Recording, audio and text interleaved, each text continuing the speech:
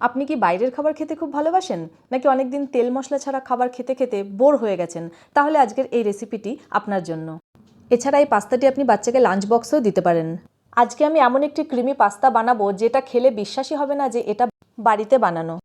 নমিতাস ফ্লেভার্সে আপনাদের সকলকে স্বাগত। আমি নমিতা আর আপনারা দেখছেন নমিতাস ফ্লেভার্স। আজ আমি বানাচ্ছি হোমমেড ক্রিমি পাস্তা, যেটা বাচ্চা থেকে বড় সবাই খুব পছন্দ করে।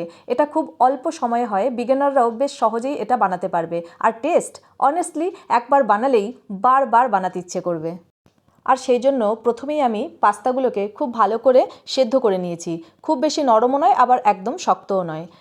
তারপরে আমি প্যান বসিয়ে তাতে প্রথমে দিয়েছি একটু সাদা তেল, আর তারপরে আমি অ্যাড করব বাটার, যাতে বাটারটা জ্বলে না যায় সেই জন্য আমি একটু অয়েল অ্যাড করেছিলাম। এরপরে আমি কুচিয়ে রাখা পেঁয়াজগুলো দিয়ে দেব।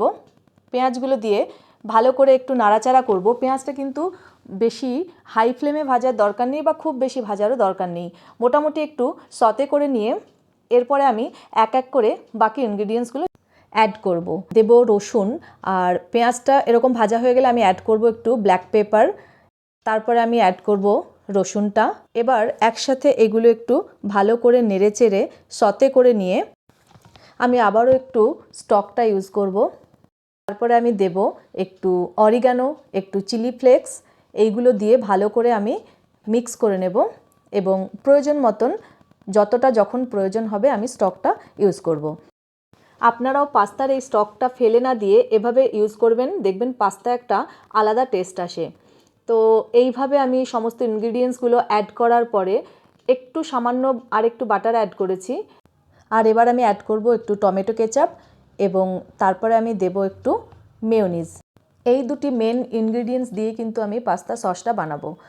আর মাঝে মাঝে যখন যেরকম প্রয়োজন হবে আমি সেইভাবে স্টকটা ইউজ করব।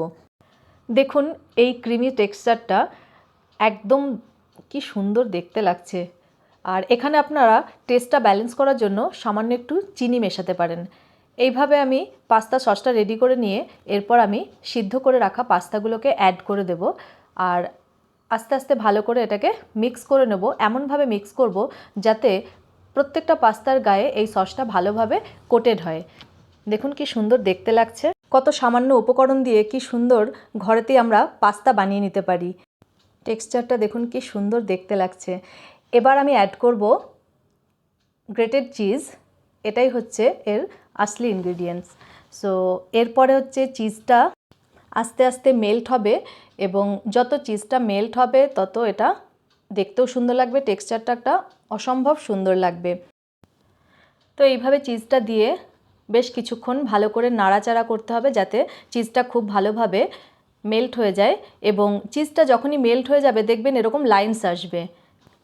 এই চিজ স্ট্রিংসগুলো দেখলে বুঝতে পারবেন যে চিজটা সঠিকভাবে মেল্ট হয়ে গেছে। এরপরে পাস্তাটা পুরো সার্ভ করার জন্য রেডি। তো চলুন এবার পাস্তাটা আমরা সার্ভ করে দেখাই যে কীরকম লোভনীয় হয়েছে। এটা দেখতেও যেমনি লোভনীয় লাগছে, খেতেও ঠিক তেমনি লোভনীয় হয়েছে। এই রেসিপিটি আপনারা বাচ্চাদেরকে লাঞ্চ বক্সে দিলে ওরা ভীষণ পছন্দ করবে এটি খেতে। তৈরি হয়ে গেল খুব অল্প উপকরণ দিয়ে আজকের ক্রিমি পাস্তা। দেখুন এটা সার্ভ করার পরে কত সুন্দর লাগছে দেখতে। তো আশা করি আপনাদের রেসিপিটি ভালো লাগবে। আর আপনাদের যদি ভালো লাগে আপনারা অবশ্যই বাড়িতে বানালে আমাকে কমেন্ট করে জানাবেন।